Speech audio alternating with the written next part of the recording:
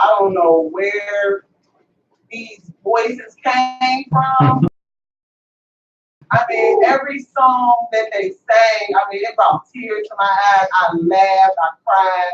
I mean, it was just so beautiful to see, people that I ain't seen in a long time, like Grandma Rapper and stuff like that. I mean, it's good to hear their voices and just like the children and everything. Like, so I just want to praise y'all that it was about a grace of y'all that we even made it to North Carolina. I mean, if it wasn't for him, we wouldn't even be able to do half of the things that we get to do. Just on the little dime that we do, we have it and everything. So I just want to praise y'all for all that and all the sisters and brothers that, helped out, like, they bought our products and everything and, like welcomed us and all the food and just everybody, just hallelujah. Hallelujah. Anyone else? Shalom, family. Shalom. First and foremost, I'd like to give honor and praise, glory to the Holy One of Israel, whose name belongs to Yahweh. Just say hallelujah. Hallelujah. Just thankful that Yahweh got to do another week. Done the weather one day, but it's bounced back. Due to His will, His mercy. Thankful that we all here still willing to give Him honor and glory for the days that He allowed us to have. Our condolences to my sister that went home at her service yesterday, to her family. Again, thankful for everything. Watched both conferences for birthdays, Sabbath Day and Preparation Day. It was really beautiful. Got a lot of information about the deceits that the world had put on Israel and the world. Was just thankful for another day. Thankful to be here for the Sabbath day. Once again, family again. Glad to see everyone. Hallelujah. Anyone else? Shabbat shalom. About Shalom. Giving all honor and praise to the mighty life giver. Speaking of the singing grandma, we just left her in California because they had some folks here from up north and down south. But I guess the emphasis is that life can be taken away from us. Most High calls us home, but it should be a wake-up call for all of us. That is short. I mean, it's short and it's not short. It's when the Most High deems it, but how we need to all reflect and look at ourselves and our daily walk, what we do, how we converse with each other, and really, how bad do we want to unify? Right. Really, the real deal is how bad do we want to unify? Because you can go to some places it's empty, you might have more people, but yesterday they did not have room to fit us all. And Israel comes together in death as if it's out of responsibility, but it should not be that way. It really should not be that way, and it's really an eye opener looking into ourselves. And people were just conversing. What I found, people from different camps, hey, how you doing, brother? What's good? Everybody hugging, and then, like they say, at the end of the football game, gone back to their own tents. But and I praise that my each made it in, and he singing, and I know that was solid thing because they've sung together for years. So you make the time to do things and to be a part, but that's not the way you want it to come in. But just to look into ourselves and give solace to how the Most High is evaluating all of us. Do they really want to get together? Does she really want to come back? Does he really want to come back? What happened? So just looking into ourselves and being mindful that though we may individually, the Most High knows our secret thoughts. So, hallelujah. Hallelujah. Praise the Lord. And don't take comments without would be remiss as I thought on that as well today, somewhat this morning. It is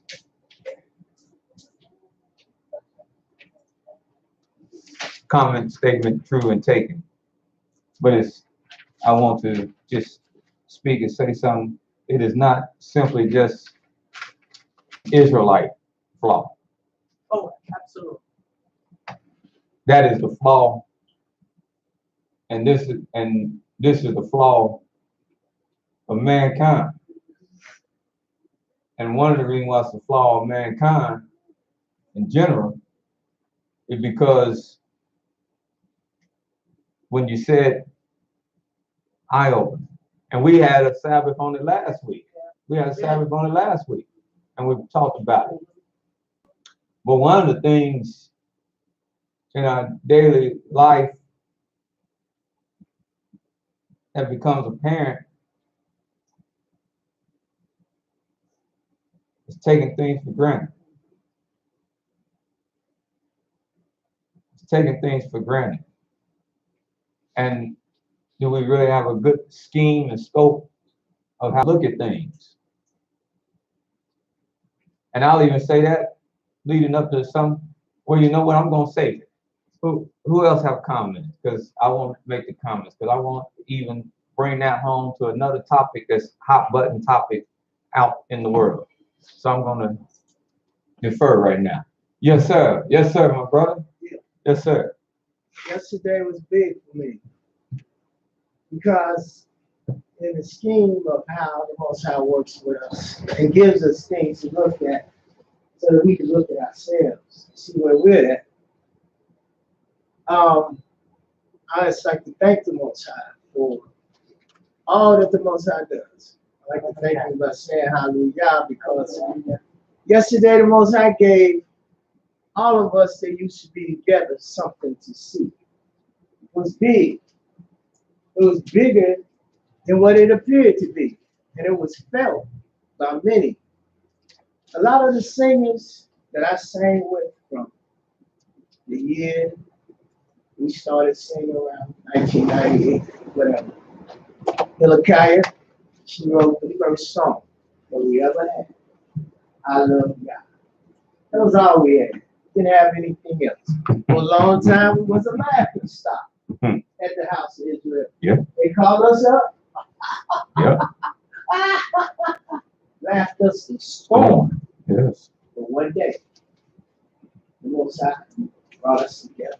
Through tenacity, staying unified, continuing through the struggle. And then one day, like, bam, no more to laugh. Laugh is gone. As a matter of fact, we want more. Give us more. And yesterday at the funeral was a whole history of all that, how we fell out, and how some stopped coming, how we didn't have 12 tribes no more. Then we had to revamp ourselves and reinvent ourselves, those of us that wanted to hang around and still praise the Most High. That was me, Hilkiah, and Michael. Y'all know the story, the poetry. We hung in there. Then Vaz. Eventually, Vaz evaporated, went away. Because the tenacity stayed unified. And we united as brethren and sisters, despite of our difficulties. Because it's going to be rough and it's going to be tough. Most I didn't say it was going to be easy. And it ain't easy to get along with one another. It's hard as all get out. Because we're hard-headed people. And we deal with each other harshly and hard. So we fall out. But anyway, yesterday, singers I had sang with a long time, even Dalby, musical director of the 12 Tribes, Dynamite Brother, musical genius. And we all came together. We unified for one moment in time. It's one moment. But it's a big moment because it let me know that if the singers can unite, then we can all unite. We can all unite because yesterday was so powerful in that singing that if the brethren and the four camps could come, collaborate, work out a schedule. Okay, you teach this time, you teach that time. I didn't get to teach this Shabbat. I wait my time, you be in rotation for the next one.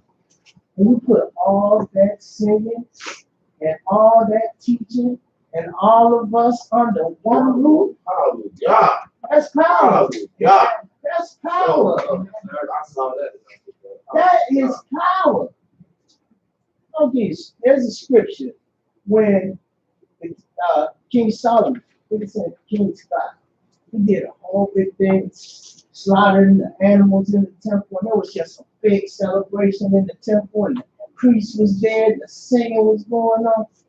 And after the Levirate began to stop their teaching, they had to, because the singing caused the cloud to fill the temple.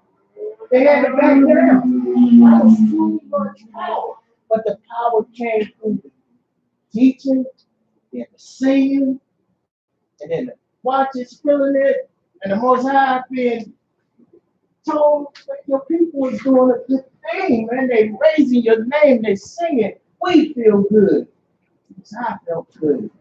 Brought that cloud in there. Nobody could do nothing.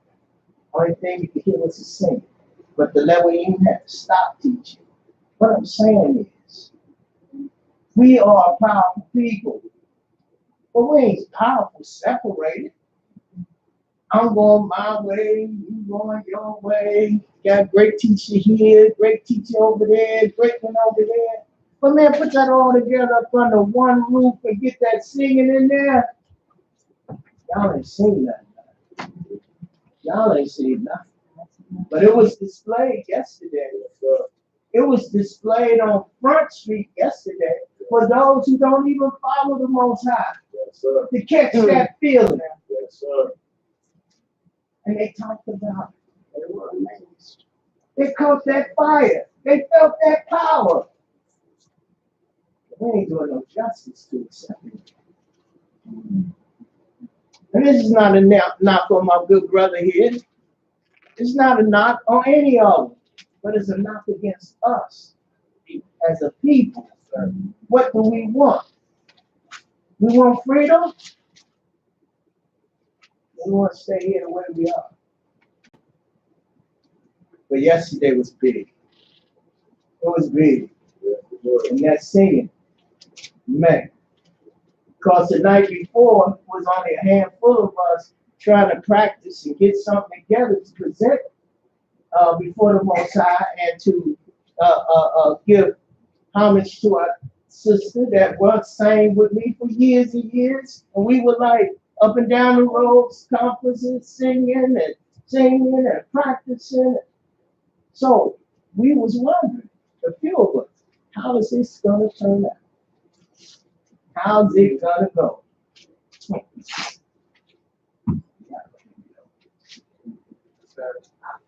It was powerful. It was beautiful. And it hurts me because we are not tapped in that power. It's in Deuteronomy, I believe 32, where the Most High said, look, keep returning to me and do my will, keep my commandments. I'll be an enemy to your enemy. I'll be an adversary to your adversary. That's a power on the table. It's just left there. It ain't being activated. Why? Because we, the people who can activate it, we didn't know the ones that know about Jericho. We had to have some activation. Keep it fresh. So, I mean, it's only right that we activate the power so that we can be activated to be a power, and the 360 is in full effect. People can't touch us. Because if they do, if you know we got the watches on us.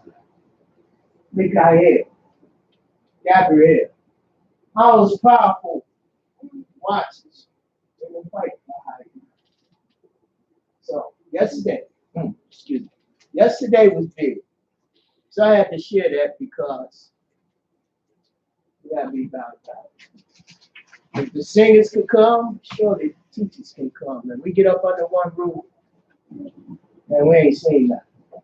We do it. Then you'll witness. You spread the goodness of the Most High, for real, for real. But, hey, enough said. Put a tap.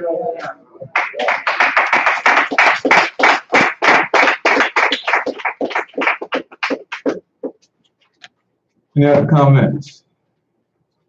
Hallelujah. Hallelujah. Shabbat shalom. All praises, all glory belongs to one. And that is he who created all things and gave breath unto man, the mighty Yah. Hallelujah. I just want to give thanks and praise to Yah for life. And I want to get this out the way right now because I want to talk about some other things in my testimony, but I want to give praise and honor to a beautiful woman.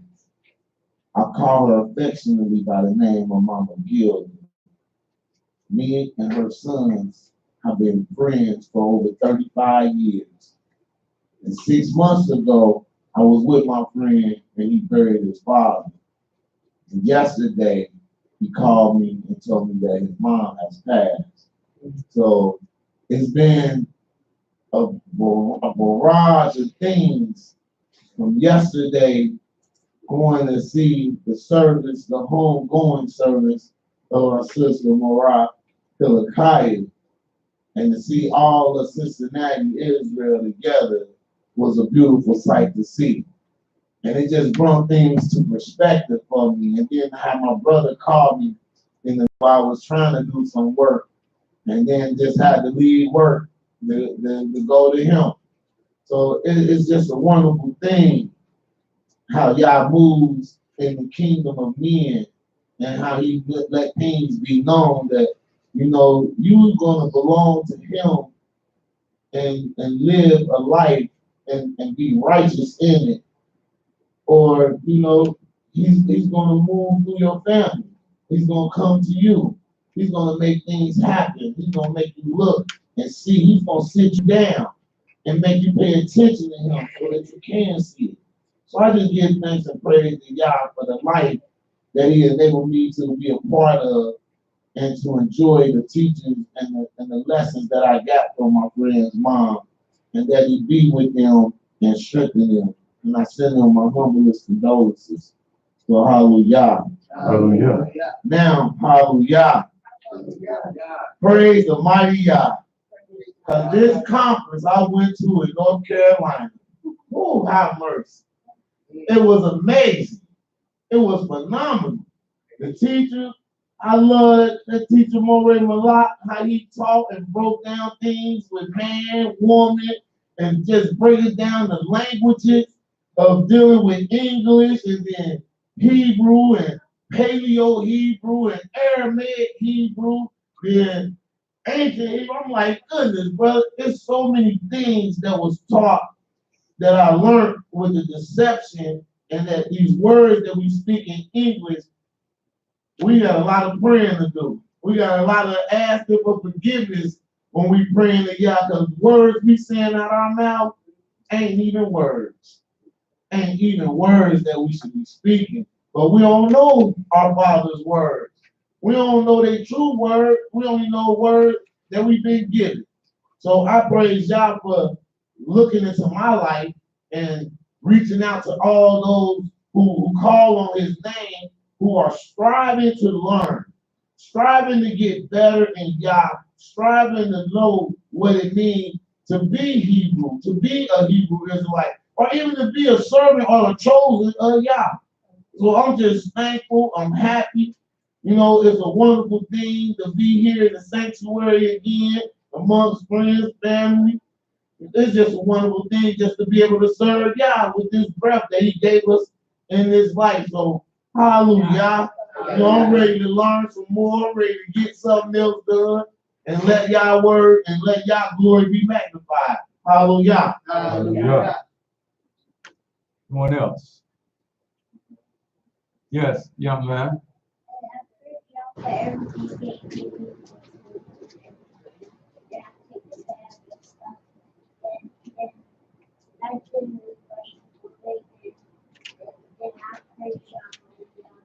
Hallelujah.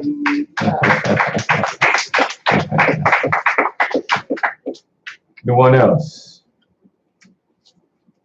Any questions? Yes, I'll take a question. I'll take the question too. You have it, I'll take it.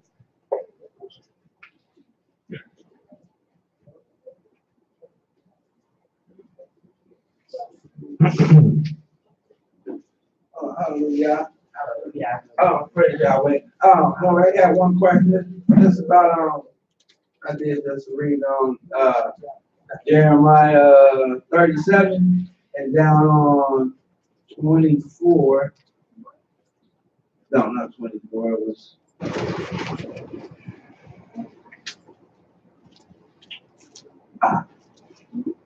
19.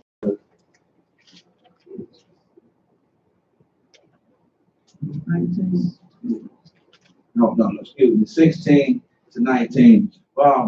When Yahweh talks about making them one stick again, my question is, what is the strong significance of Ephraim and Joseph to Israel or Yehuda? Because he talks about them two brothers as far as bringing Israel, the 10, with the Israel together from them two. And where are you coming from? Ezekiel 37, Uh-huh. verse 16. Ezekiel 37. All right. I heard Jeremiah, so that's what two. Ezekiel 37, 16.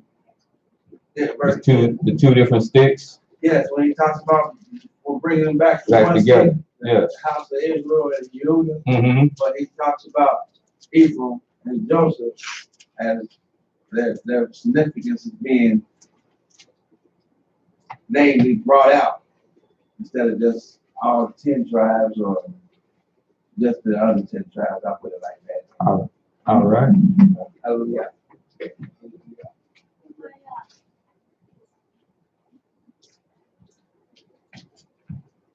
All right.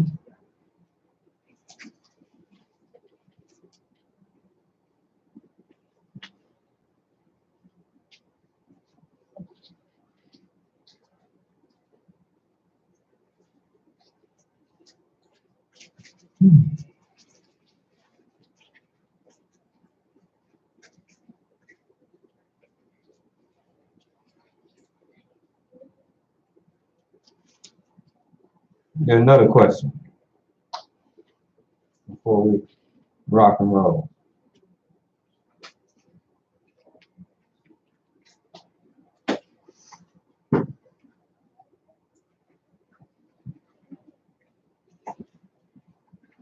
All right.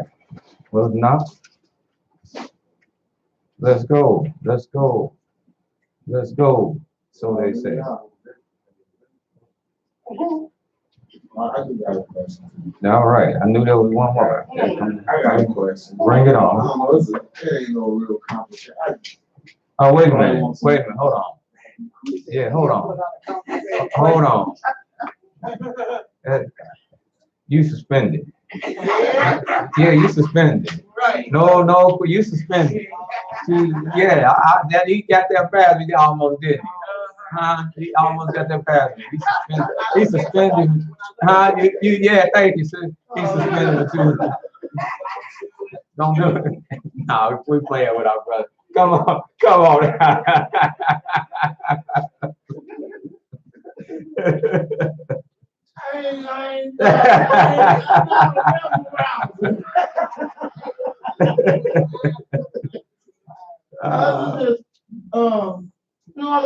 I ain't get a chance, but that just happened to dawn on me today. Because I was talking with a sister, we were talking about the Sabbath day. And we were talking about, when does a day end? When does a day begin? And so I was wondering, and I was just wanting to know, if the sun is the barometer that we use to guide the day, to tell us that this, we know we in there, we know we see light, but then we know the sun rules the day. So when the sun is set, does that begin the evening time, or does the evening time begin as the sun is going down? But I was thinking that it would begin at the time that the sun is set until it is dark. That would be the evening time of the day. So that's my question. Hallelujah. All right. Yes, sir. Shalom. Barcelona. Let me ask you, I heard this comment that the Jewish nation, Poland, they would like Poland to pay or give them reparation for land that they lost in Poland. And they want some kind of compensation from Polish people because Germany took over Poland. I just want to know your take on that. I mean, it seems like their palms are always up. You know what I'm saying? Big. Is there any kind of thing we should be looking at on that? As far as did the United States pay them for misdeeds that happened to them? Did they pay him? Yes. Did they pay him? They still paying. They still. That's how they do what they doing. That's how they function. They still paying them. From the time of 1946, some say 48, from the time they set them up, they still paying them. Go to the book, and I don't know why they want Poland to pay them, because they were never espoused from Poland. Even when the Germans took Poland, or shall I say occupied Poland, well, the Russians took Poland back. So the Jew, let me tell you, this is why he's not Israel as well. He's never been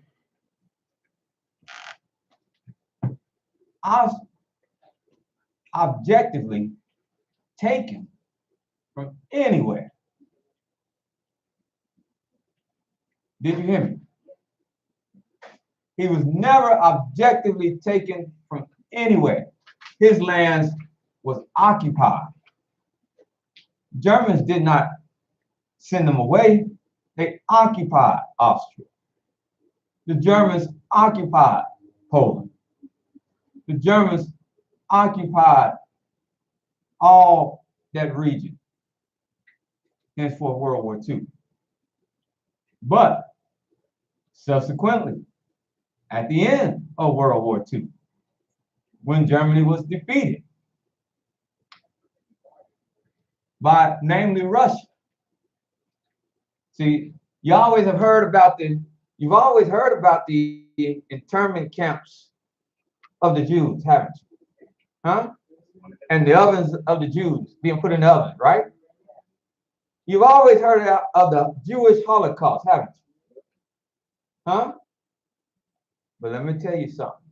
Again, documentary. There's a great one. Me and my son, we watched it. There's a great one. It's a documentary on Stalin. Who knows who Stalin is? Or what, my brother? Russian leader. A Russian leader.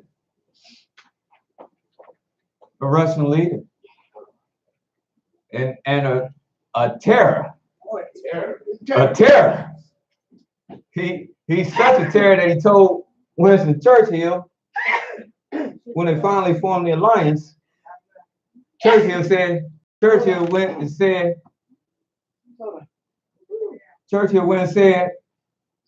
when it was him, FDR and Stalin, he sat there, Churchill said, we pray that God be on our side. Well, Stalin said it to him. He said, let me tell you, you keep God on your side. I got the devil with me. And they didn't know, and FDR and Churchill, they were just as scared as all get out when he said it. Because this is a straightway fool that we done hitched our wagons with. Because a lot of people don't know, he had a great devious mind. He just never had the spirit to move as an Adolf Hitler had the spirit to move. But the treachery he could come up with. Oh, he was ruthless. And I say that because as a result of winning World War II, the story you never heard of is the German Holocaust. Never heard of it, did you? See, what goes around comes around. You know they used to put sleeves on the Jews with the Star of David? Well, at the end of World War II, when they took over and Russia took, and it's something I had to teach, when Russia took back that land, they made all the Germans who occupied that land, they made them wear those same kind of sleeves, only it had the swastika to identify them as Germans. And the same thing that not so many years ago, the German Nazis was doing, them same trains, them same camps, them same ovens was turned on for the Germans. And they sent millions of Germans into them camps and into them ovens. But that's not what they teach you. Now that's by design. That's by design. Because it's something called sentiment. What's sentiment? That goes almost back to what we're dealing with when we deal with life and death. The reason why death is so powerful, just the scriptures say, because that's when you can invoke sentiment. That's when people feel bad, if they have any sense of reason and consciousness in them. That's when they feel bad.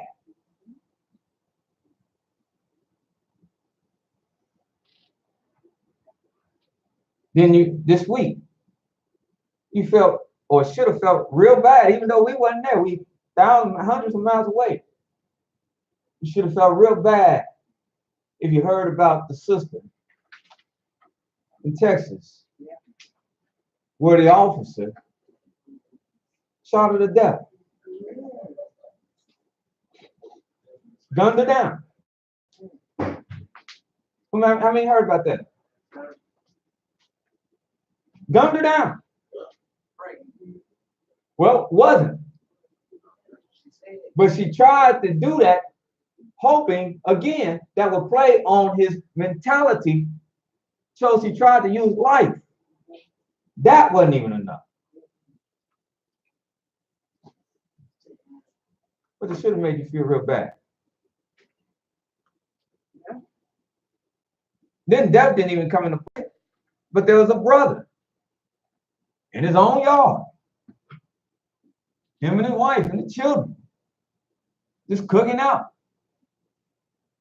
The cop rolls up in his own yard, demands his ID, tries to arrest him, say he had warrants in Louisiana.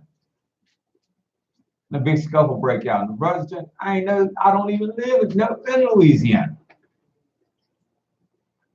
And he trying to convince this man who know who he is that he's somebody else and arrest him on his own line.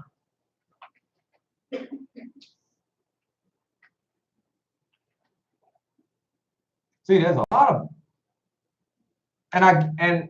And my brother, I'll echo it. This is not going out to no particular person. This is just speed. There's a lot of things out here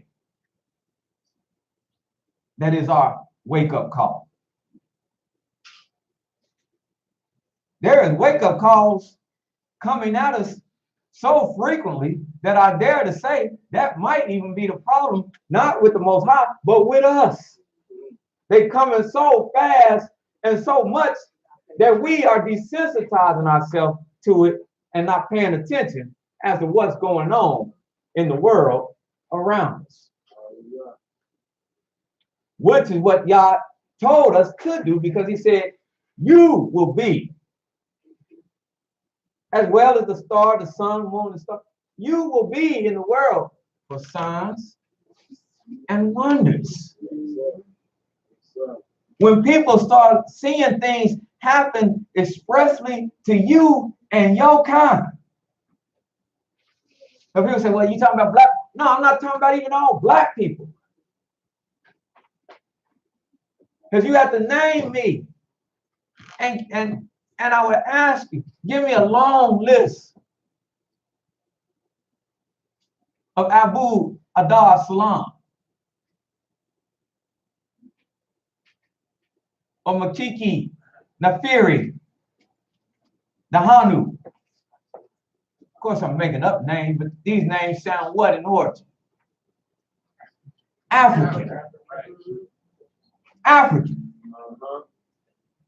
But these are not the names that scrolling across your TV screen and across your airways. The names that scrolling across your TV screens and scrolling across your airways are not just simply black people. These are the names of descendants of slaves like Black and Smith and Thomas. A particular people. A particular people that I dare say, if you take them back, they are the descendants of that nation of Israel. See, everybody talking about getting rid. Then we're gonna get rid. This ain't even simply about this. This is about who the Almighty has chosen. There's a lot of blacks. There's a lot of blacks responsible for why we're here. Let's get real. There's a lot of blacks he's gonna call on the carpet in the day that he come back to judge, and they black nations. You don't think there was all black nation, not a white nation in Psalms 83 that confederated and said, come, let us cut them off from being a nation, that the name of them, that was not a European nation at that table. That was our kinfolk. All right. Children of Abraham. Yes, sir. Yes, sir. Yes. Yes, sir. Children of Abraham. Yes, sir. That was all done. That was family. All right. If you don't mind, Brother Aaron gonna have to speak real today. So they ask me. Hallelujah. Hallelujah. Y'all don't mind? No. And after I get done, then you can come and speak your piece to me. But that was family. Psalms 83. I was wondering where we was gonna start. Hallelujah. And my dear sister, we always throw it together. This book gives us the good, the bad, and the what, sister? And the ugly. Now, sometimes what we want to do, we want to grab the good and say, that's enough for me. Sometimes we want to grab the bad and say, that's enough for me. And then sometimes, but very few want to grab the ugly and deal with the ugly. They say, let's leave that part alone. It's like a hot potato. But we have to deal with it all. All right. Psalms 83. Psalm chapter 83. Because in dealing with it all, then we'll understand where we at today. Psalms 83. Hallelujah. Verse 1. Keep not thou silence, O Elohim. Hold not thy peace, and be not still, O Elohim. For lo, thy enemies make a tumult. For who? Thy enemies. His enemies. His enemies. Y'all's enemies. Hallelujah. See, first recognize you hated by people, you hated by nations, because they hate the Most High. All And my right. brother was talking about power. Sure, they don't want you to tap into power. That's how much they hate him. And to keep a strong disconnect between you and him is to always keep them where they at. But the day they know that the connection can be made, like he said, the activation can be made. And you can call and you can connect. You like plugging in that plug and you plug it in and instantaneously you got energy to power anything. And if you got one of these strips right here, you can plug in 1, 2, 3, 4, 5, however many power strips you can plug it and it'll run everything. They know that that's the connection. I have to stress, we're not Israel, and I'm not, like I said, no pun intended, we're not Israel because of this, because of this, because of this. Our power don't lie in that. Hallelujah. Our power will lie in our desire to unify ourselves, to unify our hearts, our souls, and our minds back to the Most High Yah. Because other than unifying with Him first, we ain't gonna unify with nobody else. That husband can't unify with his wife if he cannot unify with the Almighty Yah. That wife can't come holy to her husband if she can't unify with Yah. All right. Why the girl said, well, why ain't nobody showing me no attention? They're showing all my husband the attention. But why men ain't hitting on me? I want some men to hit on me. You married. And you said you want some men to hit on you, and you married. Oh, they hitting on your husband because of the existential things.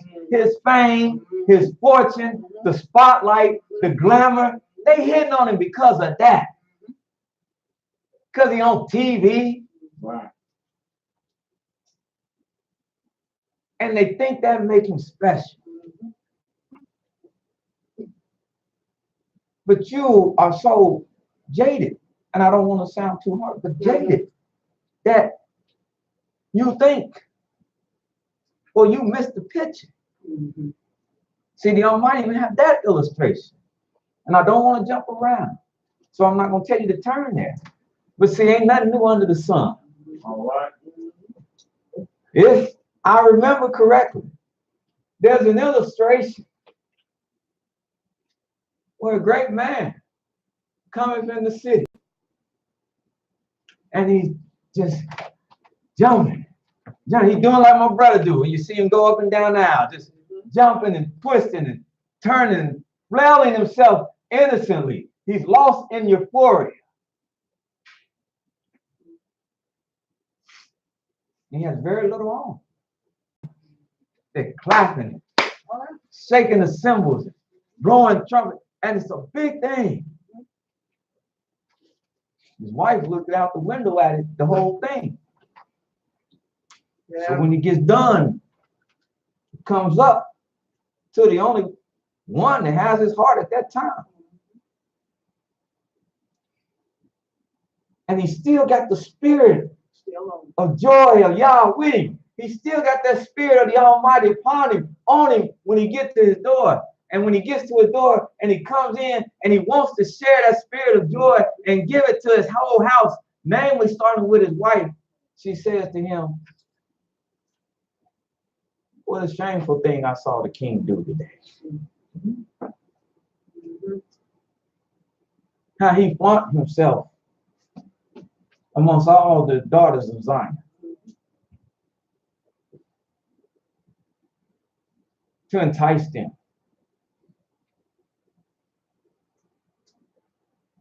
Well, that king that had the spirit of Yah quickly said, what? That what you saw? He said, I was like a kid. What you didn't see is I was like a kid before my Elohim. My heart was with Yah. I was jumping around like a calf, a roebuck in the field, making merry, making joy. And I was jumping around because the ark was coming, and I was dancing and showing the children of Israel how to be joyous in front of their Elohim. Because this should be the heart of all Israel. And I be king of all Israel. I should show them. I should be the impeccable example, showing them how to joy themselves in Yah. No man should do that better than the man. He is sat on the throne to judge all of Israel. He said, that's what you saw? Let me tell you something. I don't need to dance, shake no tail feather, strip. I don't need to call. I don't need to do none of that if I wanted one of them daughters of Zion. All I need to do is wake up in the morning. That's all I need to do. Because I understand the nature of things. Oh, God. And I understand that with this and the nature of women, that's enough. I don't have to even pull out my wallet. I don't have to flash no credit card. Guy walk in the club. Wait a minute, who's that? They say he played for what? That's all it takes. They run back. So and so in the club. You see women just whoa. Back on field. He just over there sitting down chilling. They come out and just start parading up and down the place right in front of him.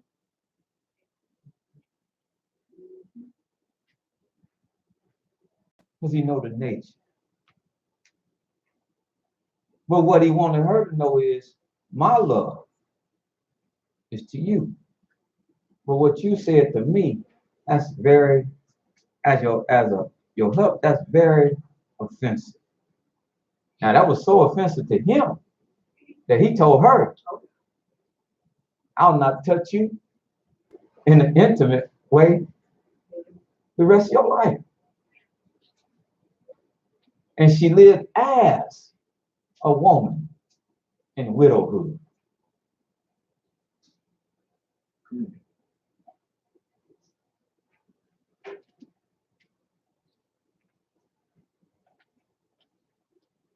I've never heard no indiscretion, but I don't know what he's doing, what he's not doing. But that is, I know for me, that would have been a horrible blow. Yeah. To hear nationally, televised nationally. I want men to hit on me. I think why not hear about it? And that gets back to me that my wife is talking about, That I want is men to unbelievable. hit on me. I can't. I would be,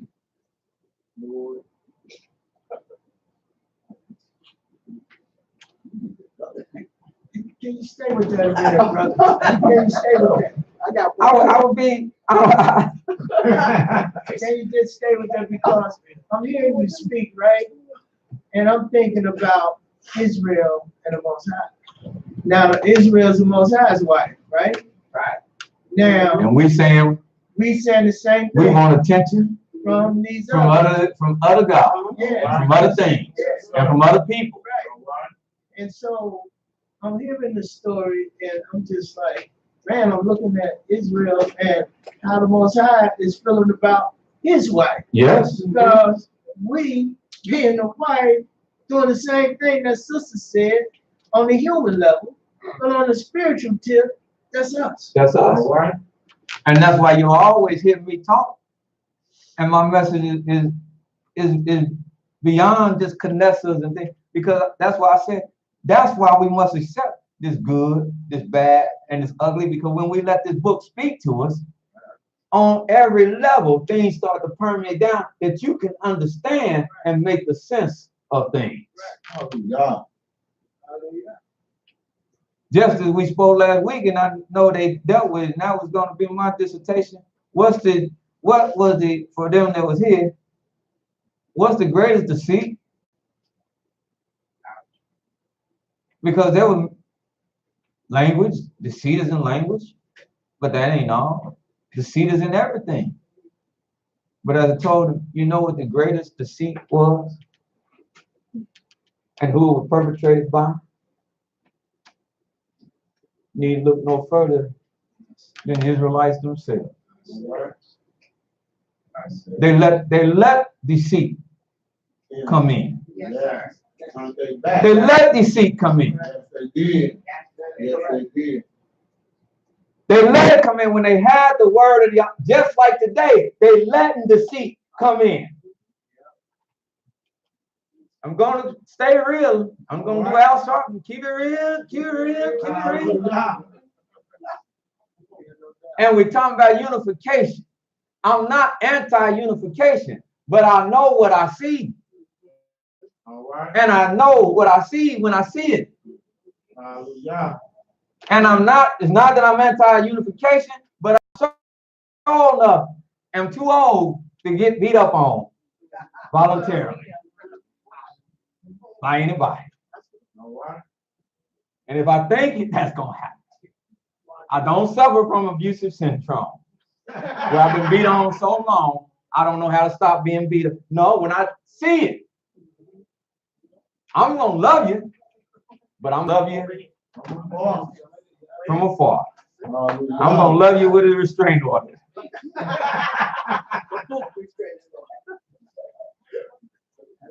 Because I'm not gonna be taken advantage of. I'm tired of it. Not gonna be plotted against. See, it's a lot of things. This is what people don't want, because every man can say if that's that. But that the Almighty has said has been our problem. He said, you are a hard-hearted people, a stiff-necked people. But one thing he said that we don't often bring out, he said, you are deceitful. You're deceitful. You are the kind of people that will laugh, smile, and grin in each other's face and be ready to kill them in the same essence. To do them wrong in the same essence. To step on them in the same essence. To betray them in the same essence. You're that kind of people. Yes, sir. Now, I'm sorry, Sad as it is. but that's the truth. Yes, sir. I love you. And then the soon, that's why scripture say, no man know love and hate by all that's before him. See, I can say y'all love me. And I can say he's never been deceitful. Because even when he punished me, and I know it's out of his love. He ain't never deceived me and said, but done something to deceive. He said, no, I'm punishing, and I'm letting you know why I'm doing this to you, because I love you.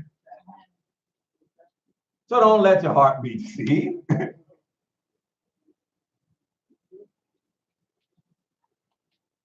I receive it when my mother say every night, if we get on the phone, son, I love you. I receive that wholeheartedly. Because my son will tell you, she's not deceitful.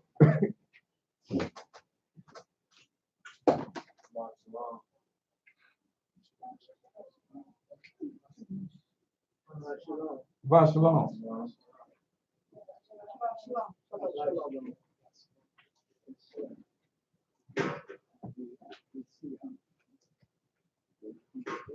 Yeah, we're gonna be a little bit all over the place. Y'all don't mind bouncing around with me, do you?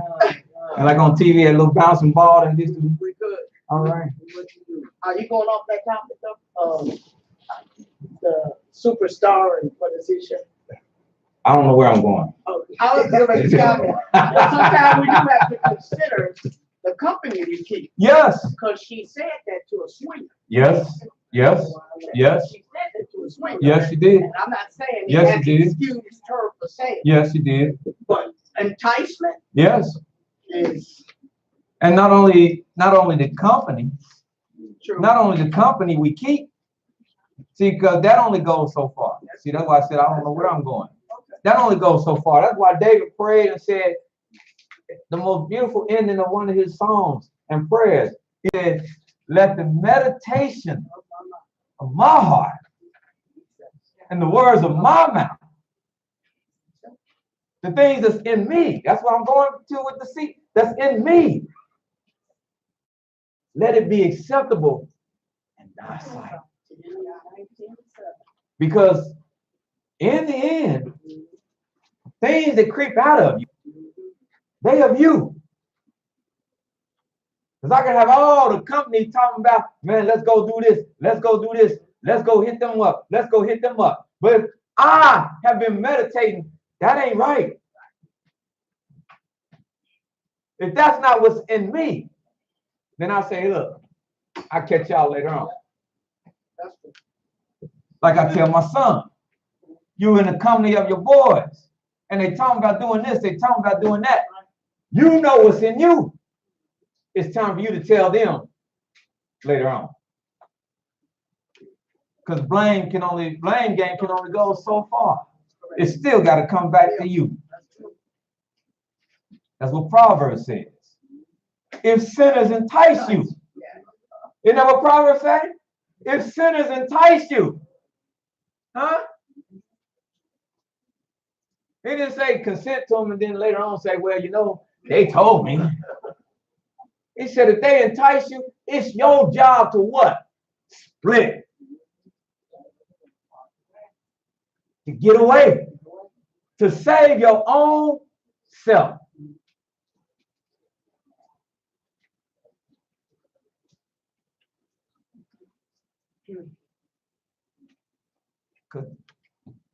And that's what we don't do.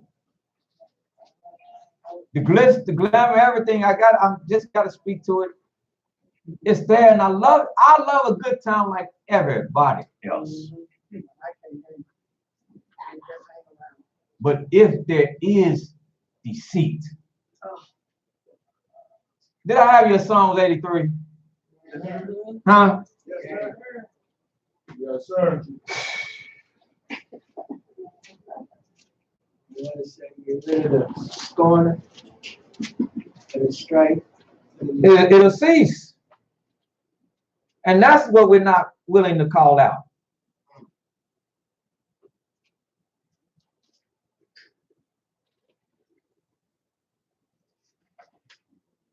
Psalm 15. But this is a song many don't or won't regard. But this is a song that is most powerful to read. Because this is asking a very important question. Psalms chapter 15.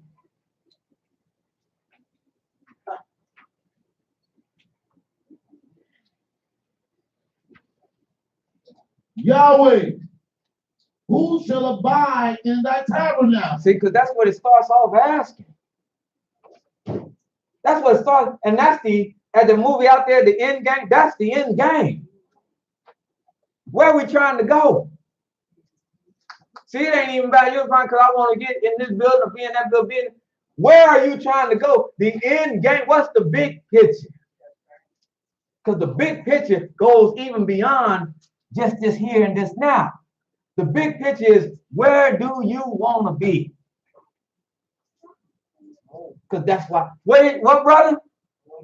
You want to be home. And as the young sister said, you ain't talking about wherever your respective number is right now, address is right now. You talking about at home, home. With King of Kings. In glory. Huh? Living a life of peace, tranquility, equity. Huh? And all the things that a good life brings. That's where you want to be. All promises fulfilled. Not empty promises made and unfulfilled. Not told, reach, reach, reach. And the more you reach, the more you off balance where you get ready to fall into the cavern. You want to be lifted up. But then this is powerful. Who can get there? Who shall dwell in thy holy hill? He that walketh uprightly. He that walketh upright. And worketh righteousness. And works righteousness. Does what is right. Now, is he going to slip? Is he going to make mistakes? Yes, because the scriptures say even the righteous falls 7 times. But when he falls, he get up. He dusts himself off and he know the right thing to do. And part of that is even going back if he can. Part of that is going back and making right what he did wrong so he can go for it doing the right thing. Hallelujah. But he know to do the right thing. That never goes away from him. That never leaves him. The right thing is always on his mind, and it'll haunt him if he's done some wrong to somebody till he make it right. Hallelujah. If he a righteous person. Now, if he a wicked person doing wrong to somebody, don't mean nothing. That's just somebody else I got over on, and let me keep stepping. Find my next victim. Yeah. But if your mind like that, I'm here to tell you. I'm here to tell you. Because they say you can't speak for God. Yes, I can. I'm here to tell you, you won't be with God. Keep All going. right. Keep going. And speaking the truth in his heart. Speak the truth where?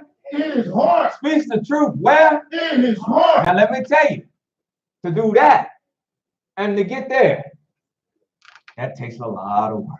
All right. That takes a lot of work on the individual's behalf. Because the Creator wrote in one of the prophets, he said, the heart is desperately wicked. You have to battle your own heart. You have to battle that.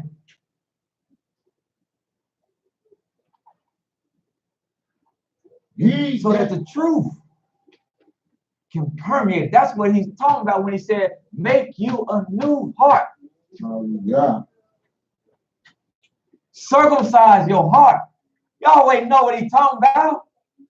He said, because that thing in you, for a lot of you,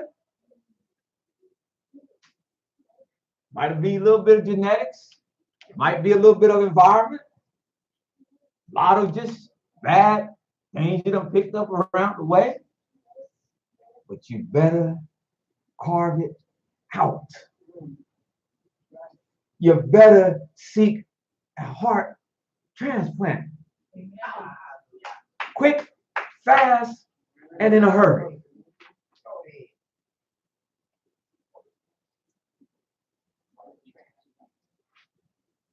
How soon? Now, Mike said, I don't want a waiting list. How soon? When I speak to you. Would say, brother, today, right now. There's another song said, today. If you have heard y'all speak to you, harden not your heart as in the day of provocation. Hallelujah. As in the day when your fathers tempted Elohim.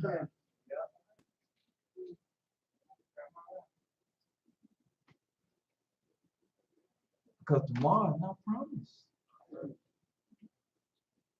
As flowers, I'm wondering how he was going to bring this all together. But he said the grass withered, the flower fade, but the word of Yah Hallelujah. is forever. And he said, and the spirit of Yah bloweth upon the flower, and it fadeth away. And it said, we are that flower. All right. And any time that he, you're gone. It's not even up to you. Don't resolve you from doing right, but it's not even up to you. Men have begged for death. And y'all might say, you can't go nowhere. And they cried day and night, kill me. Kill. He wanted the Almighty. He said, just end it. See what he said, just let it be done. I said, no. No, you stay here. We putting something together. Because like he said, he didn't know a book would be written about him. Y'all might say, I know though. We putting something together that people can read for future generations. Beg all you want. You'll be right here. And then some men have lived joyfully and gleefully. And it's over in a passing second. And thought they would live forever. Because we in the hands of our Maker.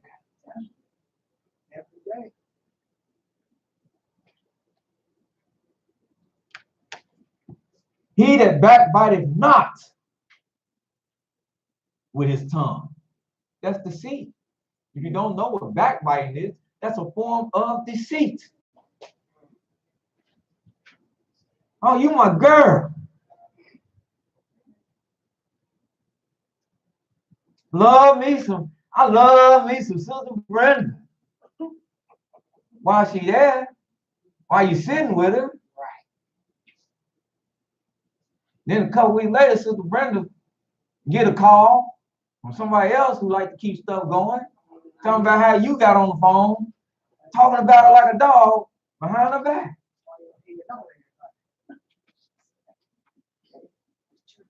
Deceit. Huh? Yeah, that's why some people have that built-in mechanism. Let me get you now. I'm gonna call you some. No. The people think they think that they- No. I shut down. I do it. No. True friendship breakup. My sister say me. My sister be trying. My son tell my sister trying. She like, oh, I'm going to this party. It's after Sabbath. Ain't no restrictions on me. I can go. Grown man. Come on, go with me. No.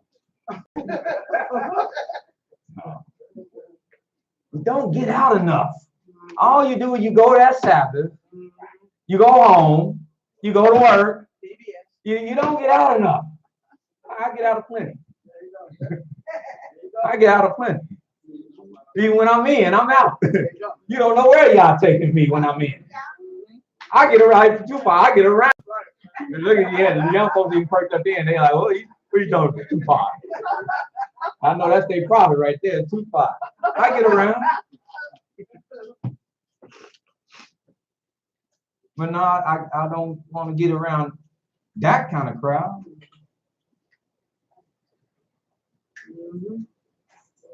Here it said, he that backbiteth not with his tongue, because that's deceitful.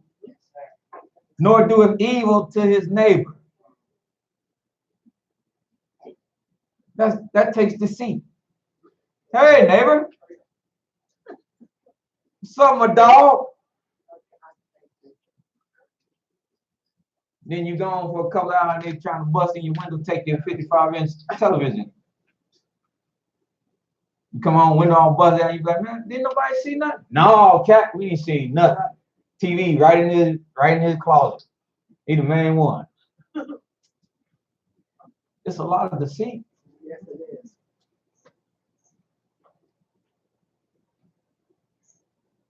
Speak on it. It's a lot of deceit.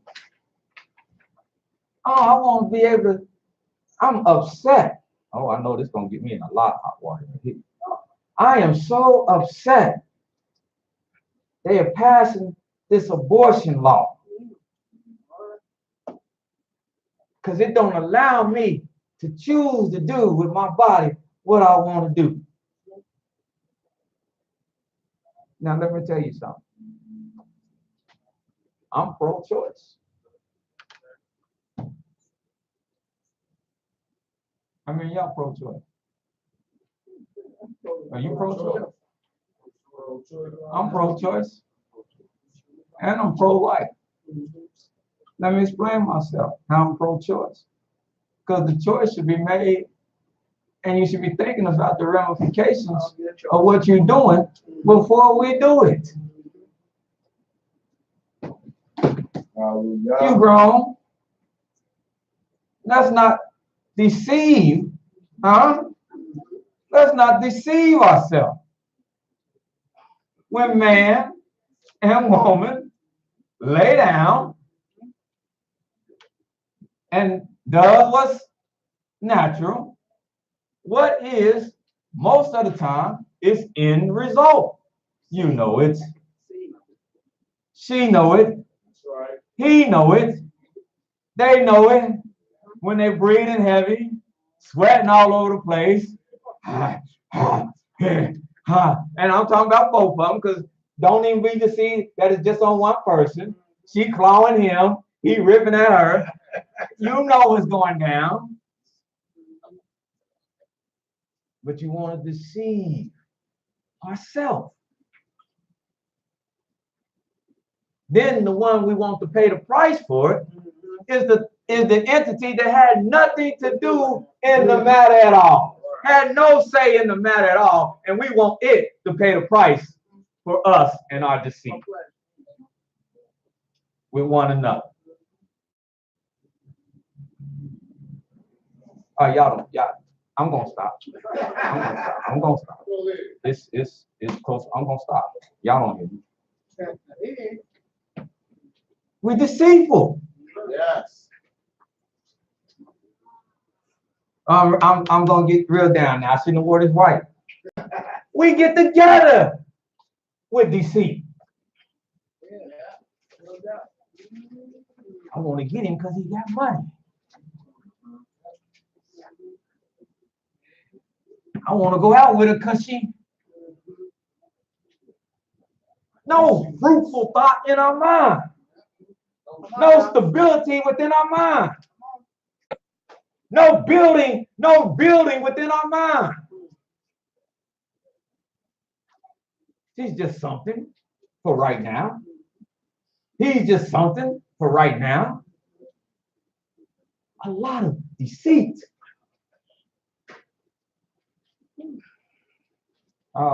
Yes, sir. I woke up maybe on the wrong side of the bed. Nope. On the right side. Nor doing evil to it. That's evil. Again, learn to have a heart, circumcise a heart where you can deal with this woman and she can just be a friend. Hallelujah. If it don't go nowhere else. He can just be a friend and it don't have to go nowhere else. Don't have to be deceiving one another.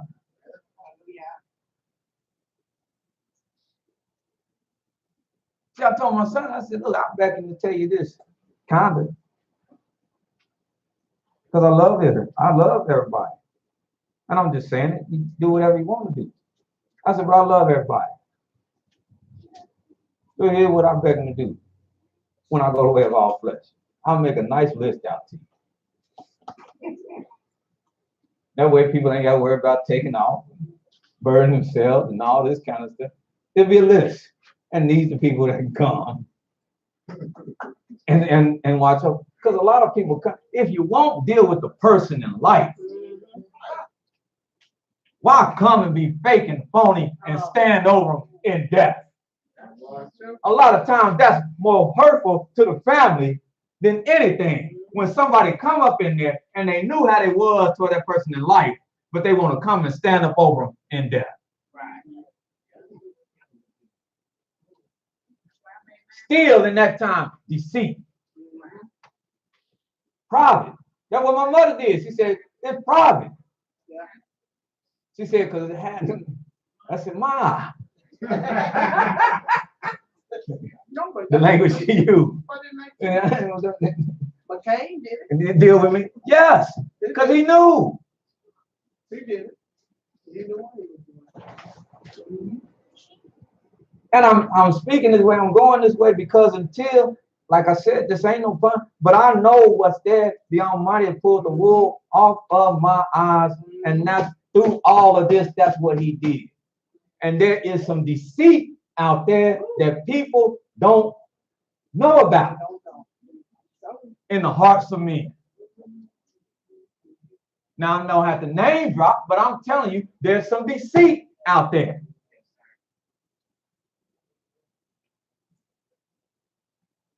Because the question always comes, why not go there? Why not go there? Because I know something that you might not know.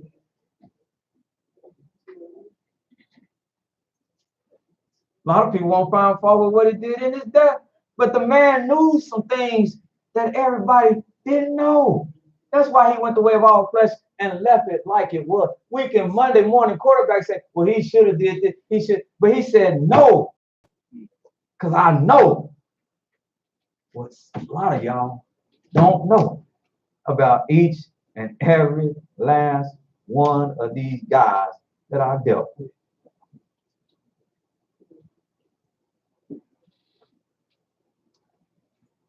Because that's the kind of person he was. He had one-on-one time with all of them. He said, I know you. I know you. I know him. I know him.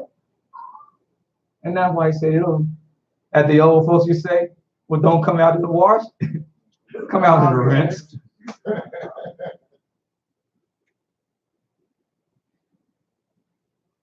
Like I said, and trust me, not anti-unification. Please take that away from here. But if I'm striving to do it, it's gotta be right. Hallelujah. It's gotta be right. Because I'm opening myself up and availing myself and making myself vulnerable. It's gotta be right. So let me ask you, bro. I'll get to it. Just hang on to it. Okay. Hang on to it. I'll try. Nor taking up a what?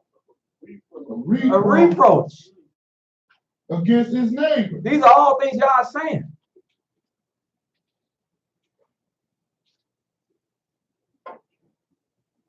In whose eyes a vile person is condemned. In whose eyes a vile person. That's what we should be condemning. We should be condemning vile people. We'll lift them up. Go ahead. But he honored them. But what he do? He honored them. He had the heart to honor them that fear Yahweh. That fear the Most High Yah. And I mean sincerely honor them. Hallelujah. That's why they said they had me. They said, man, I said, man, I love. I ain't saying nobody, there ain't no room for nobody. I said, but I love my little class. And I tell y'all, and y'all know, and anybody know me, I don't throw the word love around. Right? But I say sincerely, I love this class. Hallelujah. Now, it ain't exclusive that I'm saying nobody else can. I love this class. Because I see y'all doing things that I ain't even talking about me. And see, the people focus on the building it. No.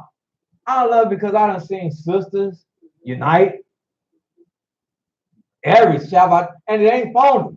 I'm sitting there, I'm looking, I'm sitting there, and it ain't phony. They uniting like sisters. When they say sisters, they uniting like sisters. I'm seeing whole families come together and go together, throwing stuff on Facebook. Hey, we out here. Oh, I'm like, man, I do be missing out. I be like, man, they done went out party again without me, huh? Good leave, brother. You say like stay at home, so I guess they take me at my word.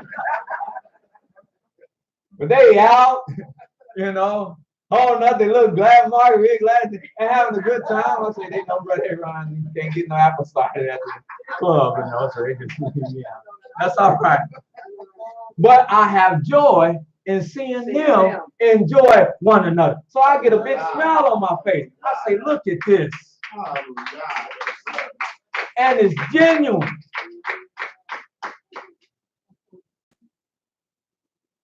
I see sisters run. I can drop my children off.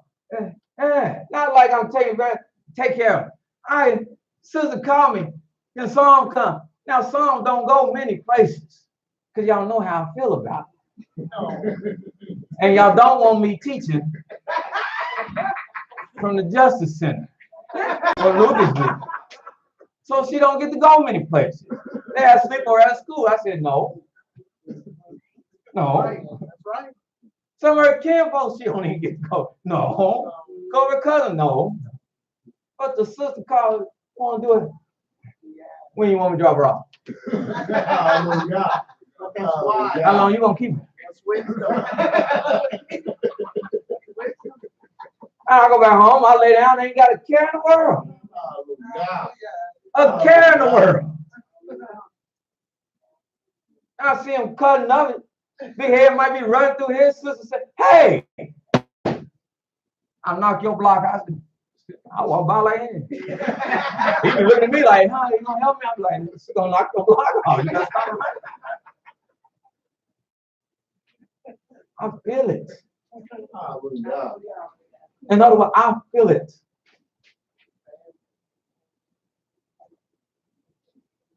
I feel it. Hallelujah. Brother said, man, please don't touch the car no more. I said, why? He said, we want you around for a long time. Don't touch that car no more. You can kill yourself and everybody else in the car. Let me do it. We want you here for a while. I've seen the relationships build. Haven't had to call no special meeting, no back. I've seen it build, and they building, and they building, and they building. Because that's the spirit that's there. Hallelujah. And it ain't a bunch of people trying to be fake and phony and get over on each other. We breaking bread every Saturday.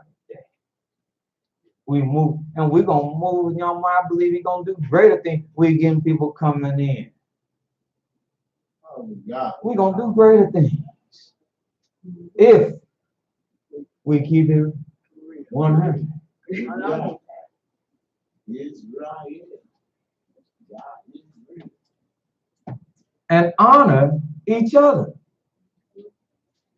Because we fear Yah. Hallelujah. He that's able to swear to his own hurt. And changes not. And what? Changes not. Well, that's it. Hallelujah. Gotta roll with it. He that putteth not out his money to what? Usury. Because I know that question came up a few months ago. No, we can't lend nobody $50 and in 2 weeks, like the payday loan people, want $100 back.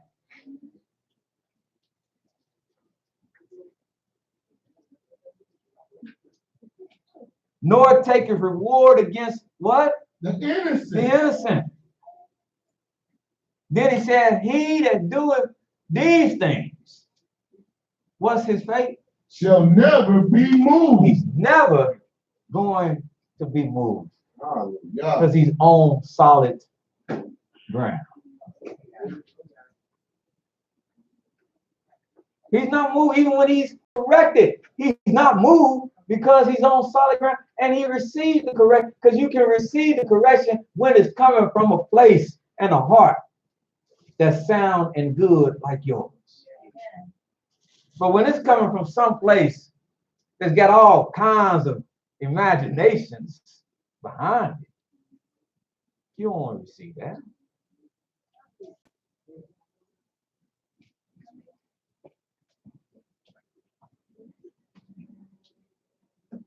So this working of coming together. And as I told brother one time, I also understand the difference between really unifying and making what they call concessions. And don't be deceived. But the biggest hurdle and obstacle to unifying is deception. Deception. We got to get rid of the deception. Yes, sir. We even sometimes so crazy we would like to think we can deceive the Most High himself. Yes, sir. And we got to be, I can't even say 24. I don't, what's the highest carrot? We got to be that way if we think that. But some people do things and think they're deceiving y'all.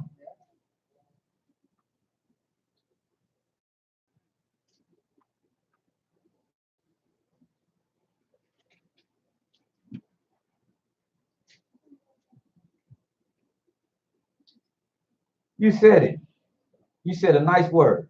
I love the word you used. What was that? And it's called tenacity. But when there's tenacity, You do. It's just like this. You're unmovable. Okay, took that punch, took that blow. I went this away. I'm coming right back. Because your tenacity won't allow it. So when I see people and they take a few blows here, they take a few blows there, and they take a few blows here, and then they say, I got to lay this down.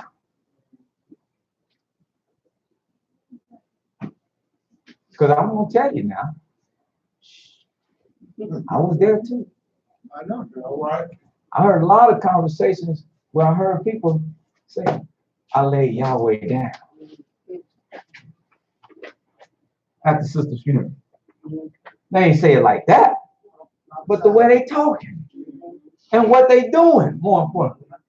They said, I laid him down. He's not good enough for me, right? I found out some things. We gonna find out everything if you dig deep enough about everybody. All right. Hallelujah. That's why I say I keep it real with my son. I don't try to hide nothing and make him think I'm saint. Aharon, Ben Yon, Yisrael. Man, he see my flaws. Right.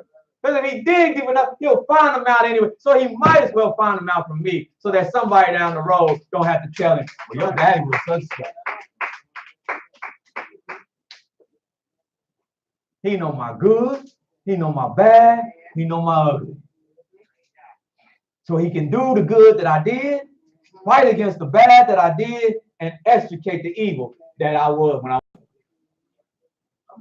Hallelujah. Very all right. But I won't deceive Hallelujah. into thinking I'm something that I'm not. All right. I'm your father, I'm a man, I'm flawed, and I'm good. You got to take it off.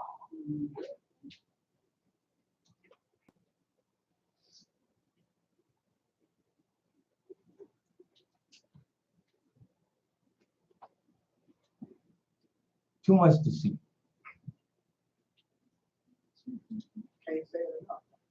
I can't say it enough because it is the cancer. Yes, sir. Yes, it is. Since people are asking, it is the cancer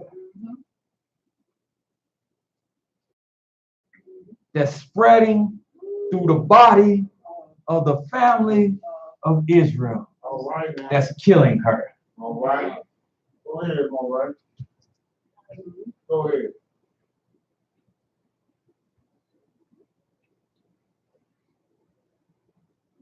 It is that which is that wound that is not healed. And no physician has come and tended to. It is that the Almighty spoke of in Isaiah. That there has been no balm given, no medicine.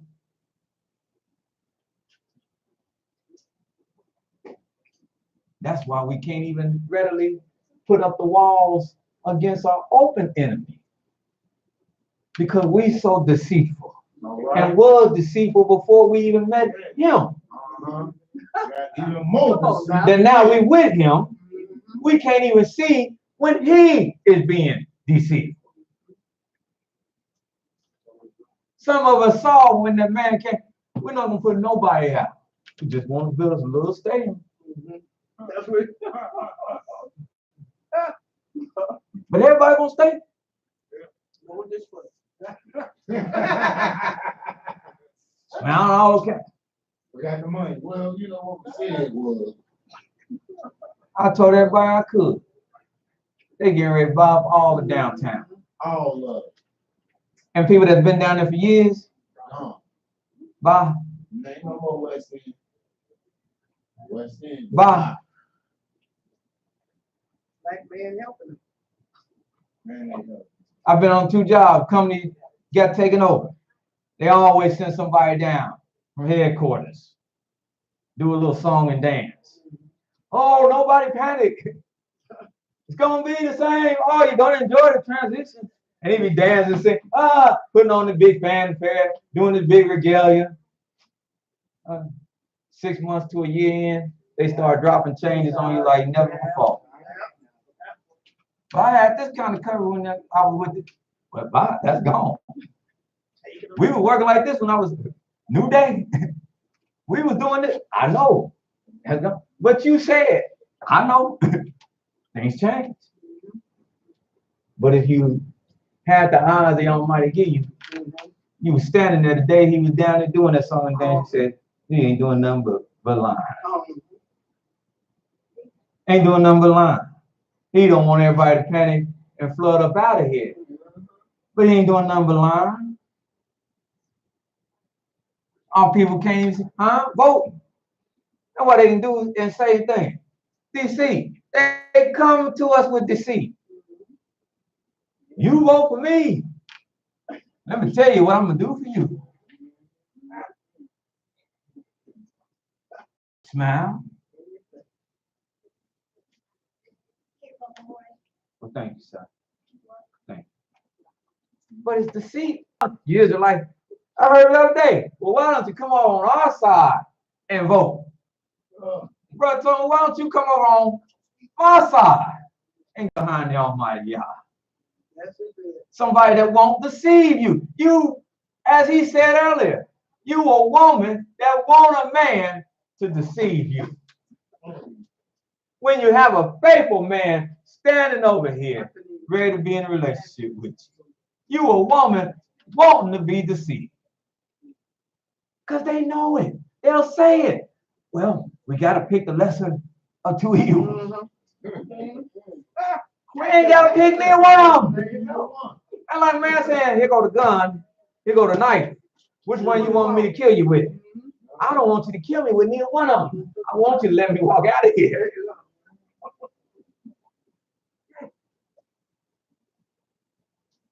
Do you see? See, I'm teaching it. I'm not just teaching. Get out of my, because the class knows me. I'm not just teaching, like I said, Knesset. I'm talking about Israel. Them that know Israel and them that, because them that out there, them still Israelites. They just dead right now. But this our problem, period. This is why we can't hear one another, period. That's why when you call in the show, they can't hear you, period. That's the seat. Oh, this is an open platform to say what you want to say. But as soon as you call in and speak it, the honest, the God truth, they shut you down.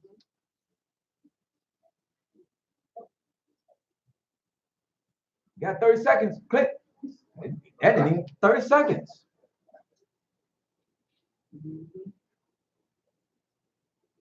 There is deceit. And the challenge for each and every one of us daily is to rise up above the deceit, to rise up above the evil that's in this entire world. That's the challenge. From mores to the youngest child, and all points in between.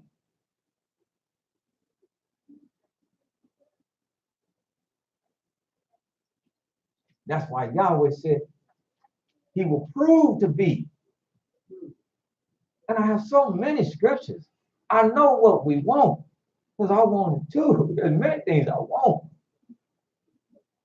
But it's what it is. But the Almighty said it's coming. There will be this joining together. I will bring it together. I ain't forgot your question because that's what my brother asked about. Well, even y'all don't mind if I go to 5 and then we break. Because we got a little day left. Y'all don't mind? Go ahead. Because my brother asked about the 2 sticks. The 2 sticks. That's what that's indicative of. Go to 37. I can't even, yes, I can't even formulate a good thought. I just got to go where he needs me to go. Ezekiel chapter 37.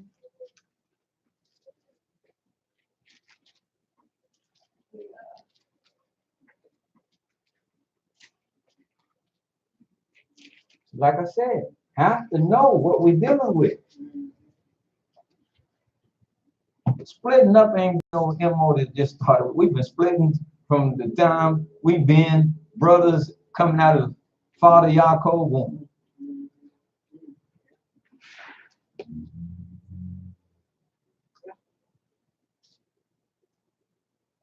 That's just true. That's just history. It's right here. We even battling one another. Thank you. We even been fighting. Even when we occupied the land, we were fighting one another. Tribe of Benjamin fighting against us. Fighting. We've been fighting. That's why sometimes people say, man, what? My brother back there said, what does Yahweh see in us? Because sometimes I just got drunk. I said, because I had to ask myself, what does he see in me? Why did he come get me? Then some on the other hand got to slap me and say, fool, don't know why he came and got you. Live up to why he came.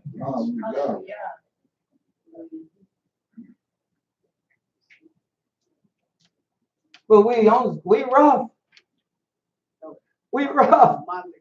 We rough. Oh, we rough. Go ahead, brother. Start at verse 15. 16. 16. He asked about. Hallelujah. Ezekiel chapter 37, verse 16. Moreover, thou son of man, take thee one stick and write upon it for Judah and for the children of Israel, his companions. Take one stick and write on it for Judah. Go ahead. And then take another stick. And take the other stick. And write upon it for Joseph, the stick of Ephraim. For all the house of Israel, his companions. And all the house of Israel, his companions. So you got two sticks, and one on the stick, the name of Yehuda, and the children of Israel, his companions. Then take the other stick and write upon it for the house of yourself, the stick of Ephraim, represented by Ephraim, and the house of Israel.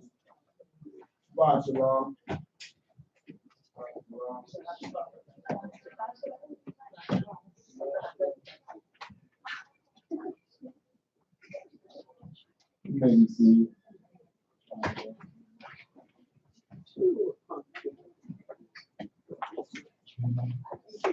Ezekiel chapter 37, verse 17.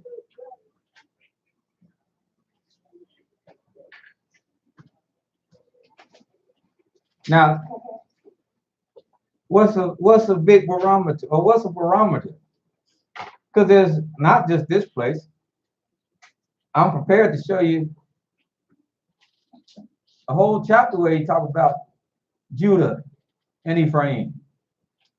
But as I said, everything have a genesis. Let me tell you why in these prophets he'd be talking about the house of Judah and the house of Ephraim. And like I said, this go back to when we even the sons and we all together. Hold this page. Go to the book of Genesis, the 48th chapter.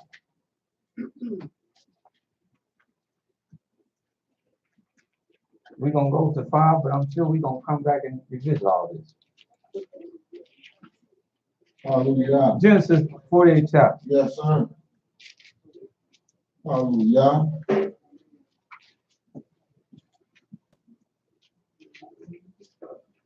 And I'm starting here, but even in starting here, don't do it justice.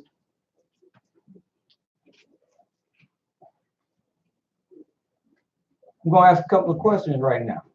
Like I said, if anything comments, just hang on to them, please. Write them down. Hang on to them. I'll get them as we go out to our break. But I'm going to ask a couple of questions right now. Since he said the house of Ephraim and the house of Judah, let me ask, who is Ephraim? Or Ephraim?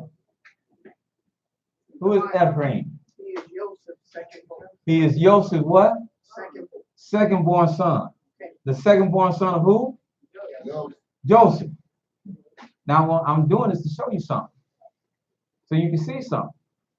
But see, everything got a Genesis. He's Joseph's second-born son, isn't he? Huh? Now, who is Joseph? I'm going to stay with Elder Support. You work with me right now. Who is Joseph? Who is Joseph? Somebody else. No, you. I want you to work with me. Who is Joseph? Jacob's, Jacob's son. second youngest son. I couldn't remember. How's the relationship between Jacob and Joseph? It don't get much better than that. The relation. I'm sorry. How is the relationship between Judah and Joseph? Tribe I'm claiming, but the truth be known that, they've had their trials, but he stepped up to the plate. But, and he did. He did make it right. But in its inception, that's what I wanted to get at. Oh, he was a wild. In its inception, the one that was the ringtail leader is spewing hatred towards yourself was Judah. Judah said, let's kill him. Reuben said, no, we don't want to kill him. We got to find another way to deal with it. But Judah was so intent, was so mad, was so irritated by his brother Joseph that he was ready to totally Annihilate. In other words, what I'm saying is, from them two being blood brothers, there was great tension. Now, this tension, see, it's something you heard of precursors. Now, years later, Joseph is sold off to slavery. So he goes down into Egypt. Now, Joseph, when the brothers come and find him, and they all come back together, he found that he has what? Two sons. Now, keep in mind why Judah was so upset with Joseph in the first place. I have to run all this back. He was so upset with him in the first place because Joseph did what? Hey, Daddy, let me tell you. Last night, I had a dream. And I saw all these sheaves around me. And they bowed to me. Now all the brothers were like, wait. Y'all know how people talk and they saying things without saying things. And you got to stand there and you like, they talking about me. That's what the brothers said. They said, wait, the boy talking about us. Then Dad said, shh. Don't say nothing. Then he came back and said, I had another dream. He said, stars, sun, moon, and they all did a beast. He said, hush, don't say this. But then Yaakov loved Joseph, so he gave him a great coat, and put it on him. In other words, what the brothers were seeing was there was much what? Favor. And when people see that there's much favor, and they ain't truly right in the heart, they got a lot of angst towards you. Yeah.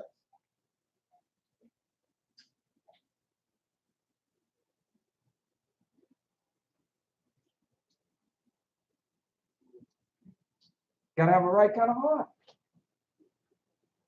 I told my son, you gotta have a right kind of heart. I use it in sports analogy. You gotta have a right kind of heart to be Scottie Pippen and run with Michael Jordan. Where you was just as much a part of that championship team as he was. But everybody else talking about who? Oh, Jordan. You got to have the right kind of umph to sit there and go along with him and say, I'll relegate myself to number 2. Even though I think I'm a number 1.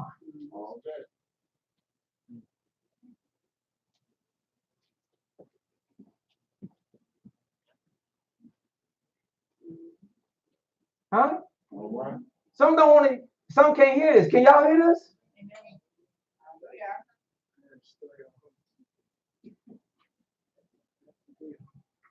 Humble. Huh? Humble. One of my favorite movies, A Few Good Men. Oh, man. You can. What's his name? Kyle, he said, go out. I want to talk to the other character for a minute. He said, now I don't know what you got against me. He said, maybe it's because we came up through the ranks together. We did everything together. But if you contentious because I got promoted and you didn't, he called in the question is, he said, I can't do nothing about that. He said, but if you ever question me again in the front of somebody else, he said, it's going to be hell to pay. And subordination. Because sometimes it is hard to come up with somebody and see them rise up. Huh? I know. So there was much favor. And this infuriated Judah.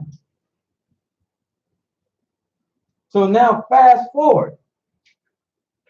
Even though he's changed, fast forward. And he comes into Egypt. Now he's got no, personally, he's got no. But now Joseph have two sons. Now watch what's getting ready to happen with these two sons.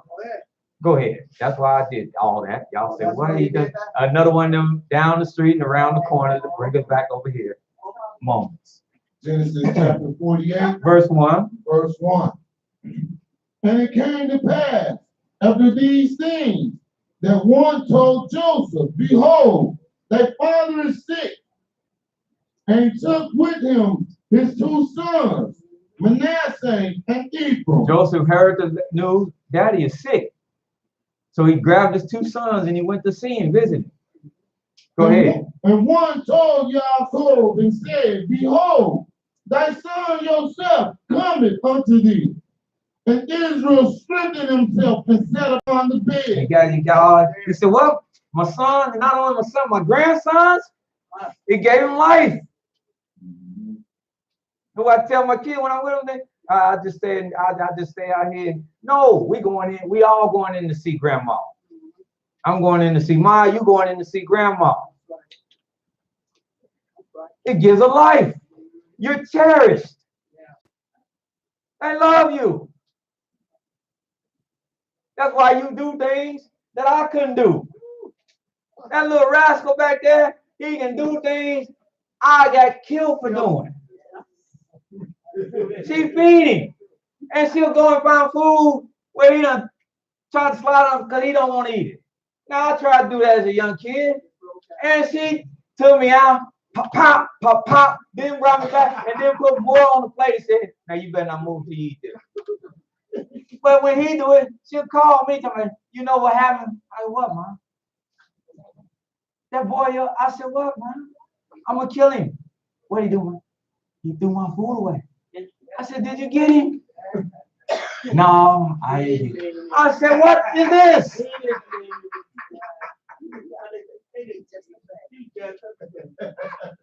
What is this? Because she got too much love there. She said, I send him home to you. That's why I'm calling you. You do it. I said, ain't that about enough?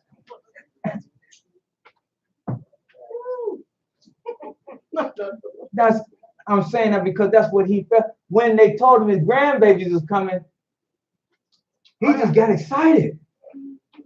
Sick or not. Let's go. And Yaakov said unto Joseph, Elohim Almighty appeared unto me at Luz. He called him Yahweh. Elohim. He called him El Shaddai, just what the Almighty said they called me. I appeared unto them as El Shaddai, and that's why they use the term El Shaddai. El Shaddai appeared unto me at Luz in the land of Canaan, and blessed me, and said, behold, I will make thee fruitful, and multiply thee, and will make of thee a multitude of native people, and give this land to thy seed after thee for an everlasting possession. Go ahead.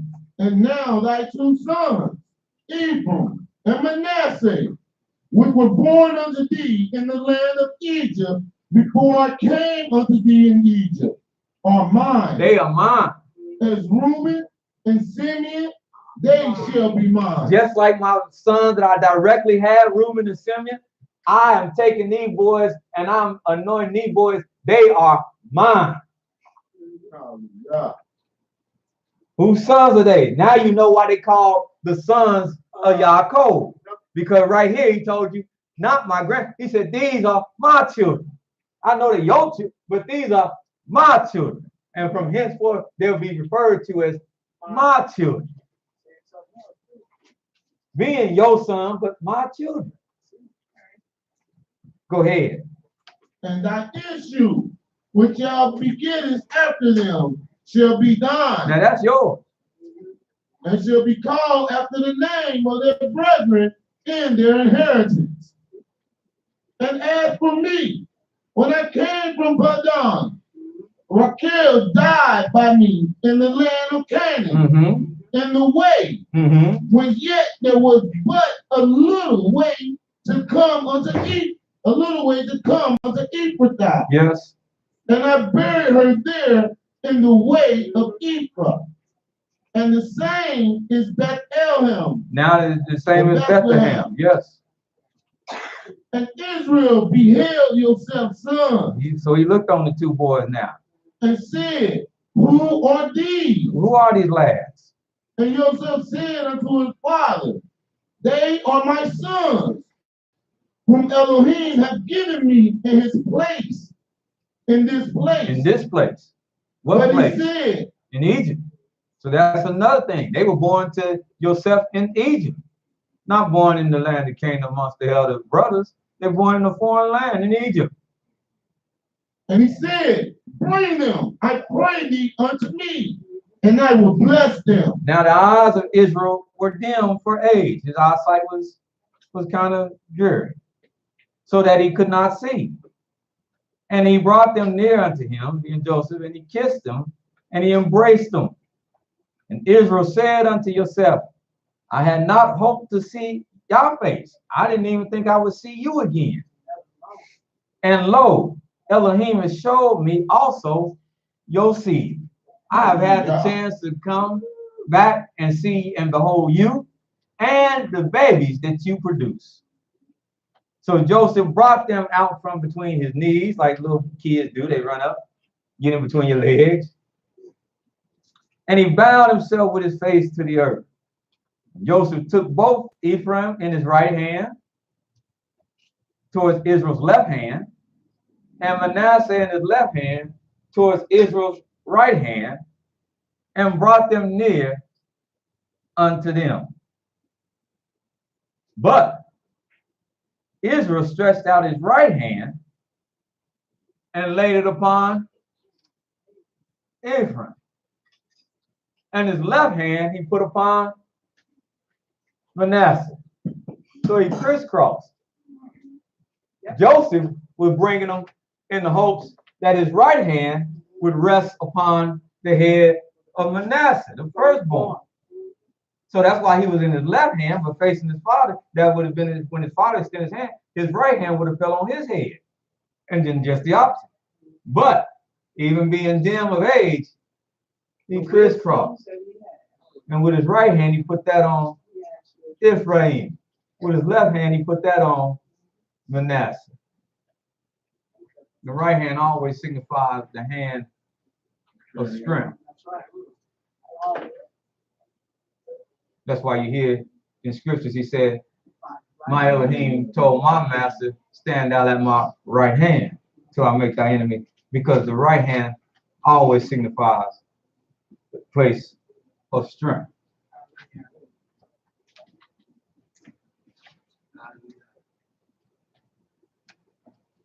So Israel stretched out his right hand and laid it upon Ephraim's head, who was the younger, and the left hand upon Manasseh's head, guiding his hands wittingly.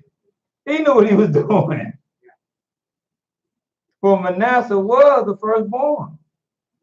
And he blessed Joseph and said, Elohim, before whom my father Abraham Ishak did walk, the Elohim which fed me all my life long until this day, the angel which redeemed me from all evil, bless the lads, and let my name be named on them. The name of Israel, let it be put on them. And the name of my fathers, Abraham, Isaac, and let them swarm as a fish swarm in the midst of the earth. And when Joseph saw that his father had laid his right hand upon the head of Ephraim, it displeased him. And he held up his father's hands to remove it from Ephraim's head unto Manasseh's head. And Joseph said unto his father, not so, my father, for this is the firstborn. Put your right hand upon his head. And father refused and said, I know it. Get off of me, boy. I know what I'm doing. I know it, my son. I know it. He shall also become a people. He also shall be great. But his younger brother shall be greater than he. And his seed shall become the fullness of nations. And he blessed them that day, saying, indeed shall Israel bless, saying, Elohim make thee as Ephraim and Manasseh. And he set Ephraim before Manasseh. And Israel said unto Joseph, behold, I die, but Elohim shall be with you and bring you again unto the land of your fathers. Moreover, have I given to thee one portion above thy brethren, which I took out of the hand of the Amorite with my sword and with my bow. Bad boy. Yaakov, bad boy too. He got to be a warrior. He saw Esau was a warrior. He said, I better pony up. You got to be a warrior. You ain't getting nothing free. He said, we can rock and roll. And he told, I took it out the hand of the who? Amorite with what? My sword And my bow. and with that bow. Took them out. But he gave them sons born to Joseph, an extra portion of land. Now, do you see favor again? Yeah. Huh? Yeah. Played out in two parts. He gave them an extra portion even above the brothers. That's favor. But now there's favor of Ephraim placed above Manasseh. That's why you'll read later on where the Almighty says, and Ephraim is my firstborn. That's in the book of Psalms. Firstborn tribe. Firstborn tribe. Now with that, now let's jump back to Ezekiel 37. Because now are you understanding why he said one stick for Judah with his fellows? Because now what I did bypass, because for the sake of time, but we got 20 minutes. When the split happens of Rehoboam and Jeroboam, when that split happens, the house of Judah to the south with its companions, meaning some of Israel that stayed with them, Levi, and some of Benjamin that stayed with them. Then the 10 northern tribes that went north reestablished their base of everything, not in Jerusalem, but in Samaria and Bethel, which is in the territory of Dan, but also in the territory of Ephraim. It became an establishment for the 10 northern tribes. It became an important place. And with the double portion, it became penultimate. So now that's why he's saying you need to take 2 sticks, right on it for the house of Yehudah, right on it for the house of Ephraim. Because Ephraim is going to signify the northern tribe, the 10, and Yehudah going to signify the south, or the tribe that stayed, and the tribe that stayed with him.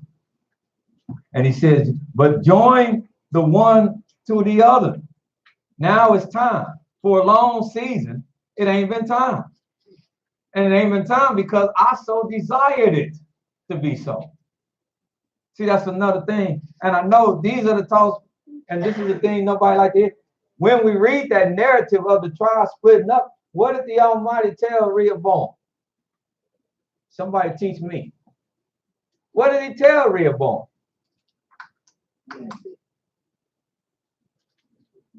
Rehoboam said, all Benjamin, all Yehuda, all them that stand by me. He said, every man, grab your sword. We're going to take the kingdom back to make it whole. Almighty told him to stand down. He said, what? He said, you're not fighting for nothing. The kingdom gonna be this way because I so desired it to be this way. I broke it up. And until I get ready to put it back together, it will remain like this. And we still in that effect now. That's why they asked Christ, they said, well, Rabbi, if you be the Messiah, when does the house come back together? And you know what he answered? Not a good one, because he's not the Almighty's Messiah to rule over the whole house. It was broken, and especially it has never come back together, even to this day. That is going to be one of the signs of the Messiah. He will come and receive a house that is no longer divided. It's one stick in his hand, and he sits over all of it.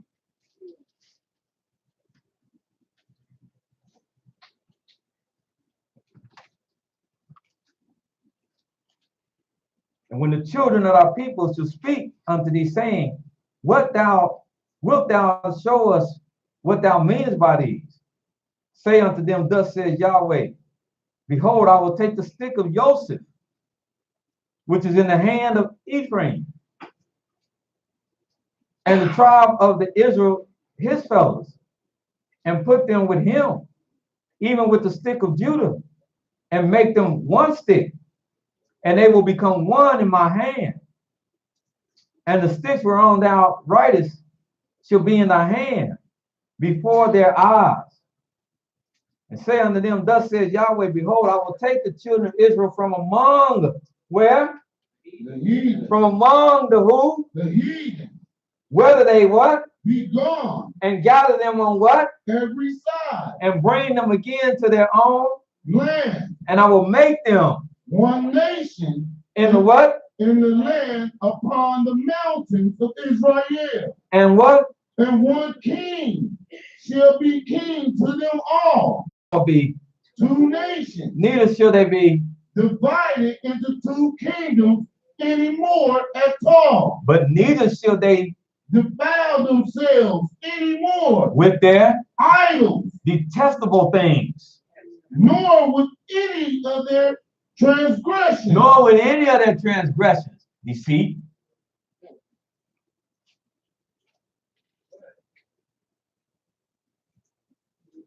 envy, jealousy, hard-heartedness. See, I ain't talking about, he already addressed the test things, the false idols, but he said with any of their transgressions.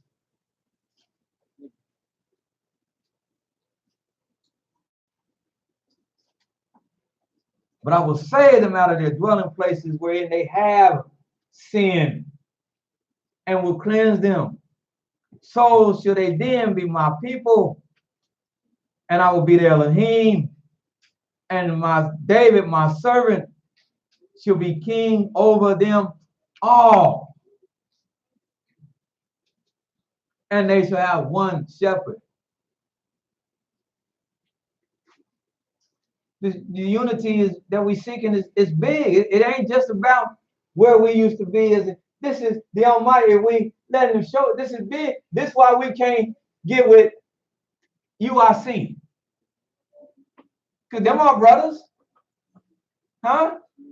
But when they come, when you go there and they telling you, you got to have Yahuwah or Yehoshua, you do what? You turn right back around and go back out the door, don't you? Huh?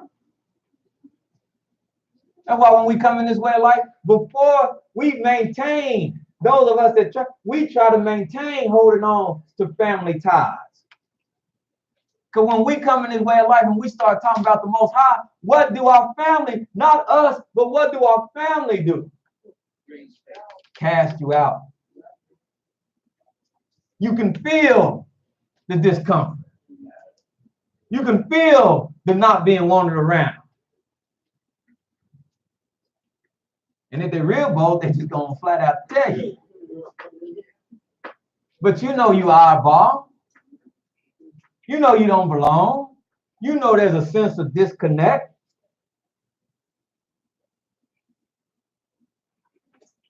You know there's not no real unity, unification. Like I said, there's concessions.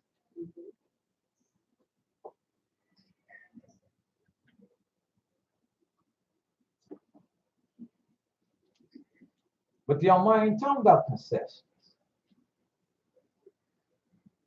He's talking about unity. In its truest sense. Now, do you have the tenacity to begin a God? Because if you got that, then nobody can take that away from you. No topic can stop that.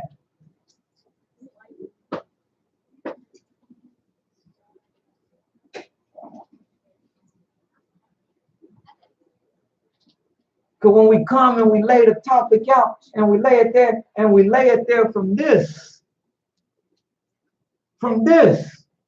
what thus saith Yahweh, not from me or my perspective, from what thus saith Yahweh, when we lay it out there and we see that, then somebody, for the sake of unity, somebody got to say, you right, I'm wrong.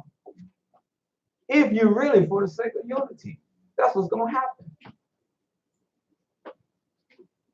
Because it ain't hard. I'm getting a lot of despondent looks at me. Maybe y'all ready for break already, but we're going to get there. But I'm getting a lot of despondent looks. Y'all act like I'm saying something in Martian. No. I said it's not hard if we going off of the word of Yahweh to settle the matters. All right.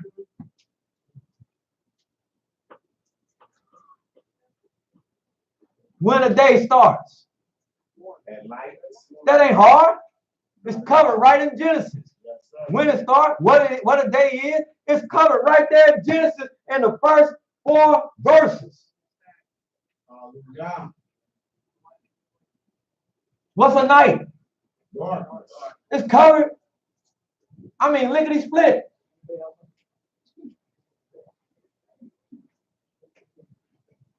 Everything is covered.